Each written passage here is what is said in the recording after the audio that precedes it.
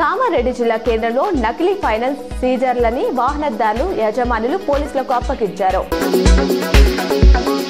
బాల్కొండ మండల కేంద్రంలోని శ్రీ హరిహర ఎంటర్ప్రైజెస్ లో చోరీకి పాల్పడ్డ దొంగలను అరెస్ట్ చేసి సొత్తును స్వాధీనం చేసుకున్నట్లు ఆర్మూర్ రూరల్ సిఐ శ్రీధర్ రెడ్డి తెలిపారు.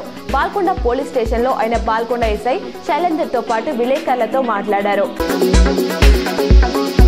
నిజామాబాద్ పోలీస్ కమిషనరేట్ పరిధిలోని 6 ఎస్ఐలను బదిలీ చేస్తూ పోలీస్ కమిషనర్ సాయి చైతన్య ఉత్తర్వులు జారీ చేశారు. నగరంలోని 3వ టౌన్ పోలీస్ స్టేషన్ లో ఎస్ఐ 2గా విధులు నిర్వహిస్తున్న కిరణ్ పాల్ ముప్కాల్ SHOగా బదిలీ చేశారు. అలాగే ముప్కాల్లో ఎస్ఐగా ఉన్న రజనీకాంత్ ను ఆర్మూర్ టౌన్ ఎస్ఐగా బదిలీ చేశారు. రంగారెడ్డి జిల్లా ఇబ్రహీంపట్నంలోని ఎలిమినేడులో జాగృతి అధ్యక్షురాలు కవిత పర్యటించారు. గ్రామస్తులతో కలిసి బతుకమ్మ ఎత్తుకుని మహిళలతో కలిసి ఆడిపాడారు. ఏరోస్పేస్ కంపెనీలకు దాదాపు 540 ఎకరాల భూములు ఇచ్చినా కొంతమంది రైతులకు 70 ఏళ్లైనా న్యాయం జరగలేదని ఆరోపించారు.